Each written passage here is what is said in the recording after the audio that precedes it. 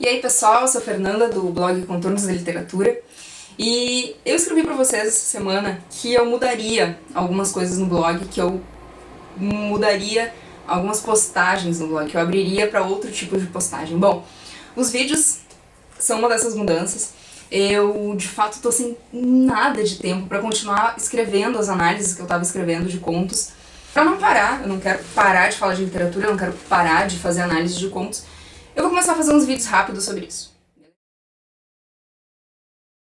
Quando Allan Poe publica O Corvo, que é uma poesia muito bonita e, além de bonita, muito inteligente, muito bem construída, esteticamente muito bem construída também, todo mundo gosta do Corvo, o Corvo tem uma repercussão maravilhosa. E aí, Allan Poe, no ano seguinte, publica A Filosofia da Composição. Hoje a gente tem um livro, né, mas naquela época foi publicado como um ensaio. E nesse texto, na Filosofia da Composição, Allan Poe explica o processo de criação do Corvo, da poesia O Corvo. Allan Poe, ele quebra toda essa mentalidade antiga e romântica da escrita, né, de que o escritor seria, sei lá, um ser abençoado que conseguiria escrever naturalmente. E ele mostra na obra dele que o processo de criação do Corvo foi extremamente trabalhoso e extremamente racional. Né? Então, a grande importância tanto do Corvo quanto da Filosofia da Composição é de desmistificar a literatura, desmistificar o processo de escrita.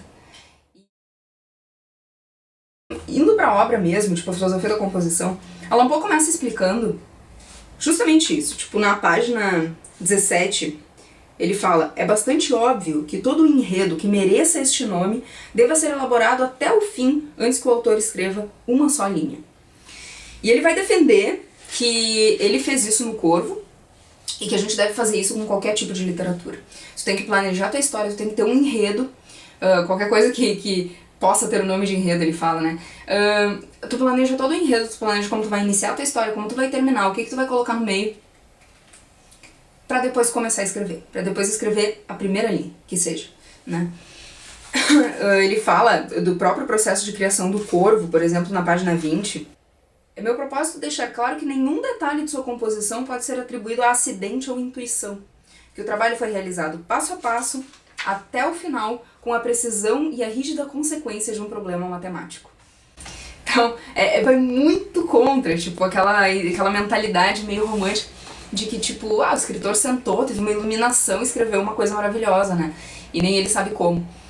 Que não acontece, né? Ele fala que a escrita do Corvo foi com a rígida precisão de um problema matemático. Quer dizer, mais cru, mais racional impossível. E de fato ele vai explicar esse processo e foi muito racional mesmo. E ele conseguiu atingir, por meio da razão, por meio do planejamento, ele conseguiu atingir um efeito maravilhoso, né? Um efeito, inclusive de emoção, tipo, que o leitor ele se emociona, ele participa da obra, ele gosta, né? Ele se entrega para aquilo, e foi tudo construído por meio de um planejamento. A primeira coisa que ele pensou quando ele quis começar a fazer um poema foi na intenção. Qual é a minha intenção ao escrever esse poema? E ele explica na filosofia que a intenção dele era agradar tanto ao público quanto à crítica. Então era conseguir fazer um texto que tivesse elementos que agradassem tanto ao público geral quanto à crítica. Essa foi a primeira coisa que ele pensou. A segunda coisa que ele decidiu antes de sequer começar a fazer o poema dele foi a extensão. E é muito legal porque ele fala algumas coisas sobre o impacto que a extensão do teu texto tem no efeito que tu quer dar. Então, se eu quero fazer um texto, sei lá, mais que vá gerando um efeito no meu leitor, né? Tipo, seja um efeito de medo, um efeito de angústia, um efeito... eu não posso escrever em uma linha isso, né? Porque eu não vou gerar esse efeito, eu vou informar esse efeito. E isso não tem sucesso na literatura. Então, ele fala que a extensão é muito importante, né? Eu consigo atingir determinados efeitos com 2 páginas que eu não consigo atingir com uma. E vice-versa. Né? Então ele pensou nisso e ele chegou à conclusão que um número adequado, né, de extensão, que uma extensão adequada para o poema dele seria 100 versos. Que o poema tivesse 100 versos, ele achou que não ficaria tão cansativo e ele conseguiria gerar o efeito que ele queria. E o efeito que ele quis causar, que ele também pensou antes de começar o poema dele, era da beleza, da contemplação do belo. Né? Ele fala que o poema ele tem essa função de elevar a alma da pessoa que está lendo quando ela contempla o belo, uma coisa bela.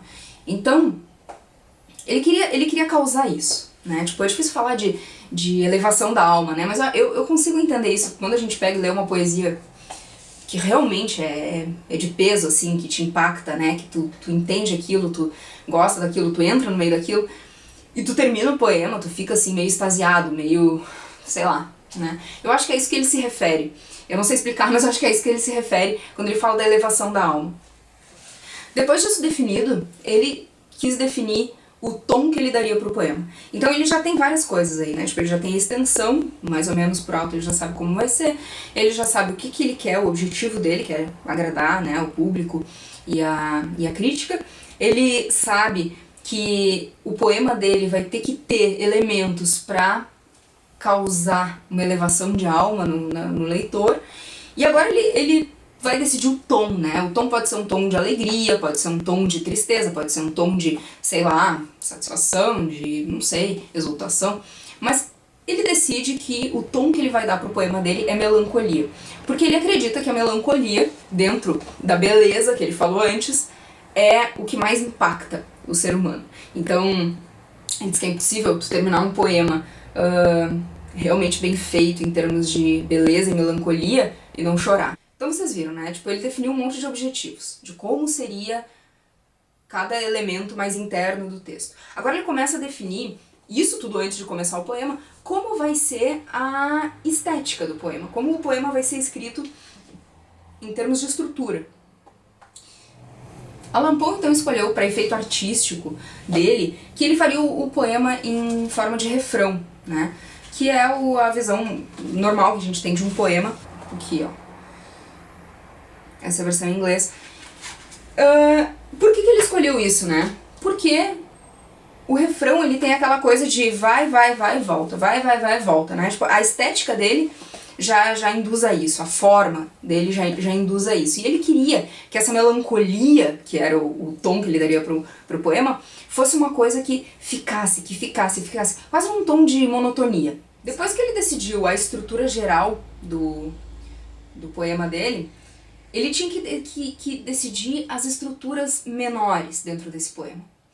E ele entendeu que ele precisaria de uma expressão, uma frase, algum dizer que desse no final de cada estrofe essa impressão de continuidade, sabe? Porque a monotonia é uma coisa contínua, né? A melancolia também que ele queria dar era essa coisa mais contínua. Aí ele analisou, claro que em inglês, né? Porque o poema originalmente é em inglês, mas ele analisou quais seriam as vogais mais sonoras da língua e quais as consoantes mais producentes. Quem já estudou linguística vai entender um pouco disso, mas também não interessa.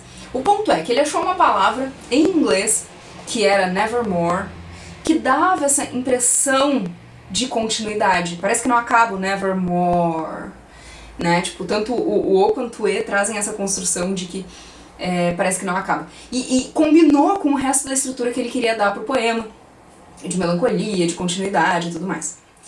Aí ele escolheu essa palavra, ok. Ele tem uma estrutura, ele tem um objetivo, ele tem uma palavra. Agora ele precisa saber onde botar essa palavra, né? E o próximo passo da criação, então, do Corvo foi descobrir onde encaixar a palavra nevermore. Ele precisaria de um pretexto para usar essa palavra. Ele tentou várias histórias, tipo, pensou em várias possibilidades para usar a palavra nevermore no final de cada estrofe, e ele achou que estava tudo muito falso, porque nenhum ser humano, em condições normais, ia ficar repetindo nevermore, nevermore, nevermore. Não é uma coisa que a gente faz, né? Então ele entendeu que o problema estava aí. E ele precisava então de um pretexto um pouco mais plausível para usar a palavra nevermore. Ele pensou, um ser irracional. Um ser irracional repete o que quiser. Então ele pensou no papagaio. Agora o papagaio, em 1845 ele já teve essa impressão e a gente continua tendo, né? O papagaio não dá ideia de, sei lá, beleza, melancolia, uma coisa um pouco mais profunda de elevação da alma. O papagaio Não sei, talvez é preconceito meu contra os papagaios, mas eu acho que o papagaio não serve para esse contexto. Alan Poe também achou que não servia para esse contexto. Então ele pensou em um outro animal que pudesse repetir palavras e desse esse ar mais de melancolia e tal, esse peso todo. E o animal que ele encontrou foi o corvo. Então agora ele já tem, inclusive, um personagem pro poema dele, que é o corvo, que vai repetir a palavra nevermore. O próximo passo, então, seria definir o tema do poema. Por que o corvo falaria tudo aquilo? E aí eu vou ler pra vocês na página 25. Ele explica, ele fala assim: eu tinha avançado até a concepção de um corvo, a ave agourenta, repetindo monotonamente a expressão nunca mais, nevermore, no final de cada estrofe, em um poema de tom melancólico, com uma extensão de cerca de 100 versos. Então, sem nunca perder de vista o objetivo, superioridade ou perfeição em tudo, eu perguntei a mim mesmo, de todos os temas melancólicos, qual deles, de acordo com a compreensão universal da humanidade, é o mais melancólico de todos? Morte, foi a resposta óbvia. E quando, eu disse, o mais melancólico dos temas é mais poético? Considerando o que já expliquei com certo detalhe, a resposta neste caso também é óbvia, quando ela está mais aliada à beleza. Então, a morte de uma mulher bonita é inquestionavelmente o tema mais poético do mundo, e também não há dúvida de que os lábios mais adequados para este tema são os de um amante enlutado. Então ele já tinha todo o tema dele. Ele precisava de um amante enlutado, ele precisava de uma mulher bonita, que morreu por algum motivo, ele tinha um corvo e ele tinha a palavra nevermore. E aí foi muito mais fácil, com esses elementos, de construir a história dele. Alan Poe então começa a escrever, e ele começa a escrever o corvo pelo fim. Ele fala que começa pelo fim, por onde todas as obras deveriam começar, né? Mas ele agrega um outro elemento, depois que ela está escrita, que é o poder da sugestão, que é muito legal e que eu acho que enriquece, né, a literatura de uma forma tremenda. Quando tu lê um texto e tu pode ter mais de uma interpretação a partir daquele texto. É o que ele faz. Então vocês vão ver, por exemplo, ele termina na penúltima estrofe, deveria ser a última estrofe, foi quando ele terminou originalmente ali, só que depois ele acrescenta as duas últimas estrofes que dão a dúvida, que geram a dúvida. Se até então a gente estava tendo aquela ideia de que podia ser uma situação física mesmo e casual do dia, que um corvo, numa noite fria, queria entrar dentro de algum lugar para se proteger, foi nos umbrais do cidadão, ele abriu, o corvo ficou lá dentro e repetiu aquilo que o corvo tinha aprendido em outros momentos da vida dele. Se até então tu tá lendo o poema e tu tem essa ideia, chega no final, nas duas últimas estrofes, e tu tem uma sugestão, né? Tipo, será que é só isso mesmo?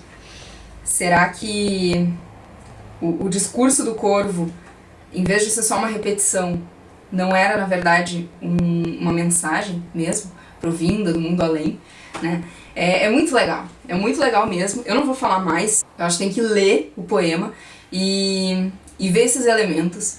E quando a gente lê, a gente começa a pensar e tal, é maravilhoso, é muito bom mesmo, muito bem escrito. E eu acho mais legal mesmo é que Alan Poe teve essa sacada e essa coragem, né, de se expor e de expor o processo criativo, mostrando que a literatura não é essa coisa mágica, essa coisa, sei lá, de instinto, né, que sai automaticamente, sem tu precisar se esforçar, sem tu precisar ter trabalho. Alan Poe teve um baita de um trabalho para escrever um baita de um poema. E assim, normalmente, que a boa literatura é feita. Obrigadão, gente, até a próxima.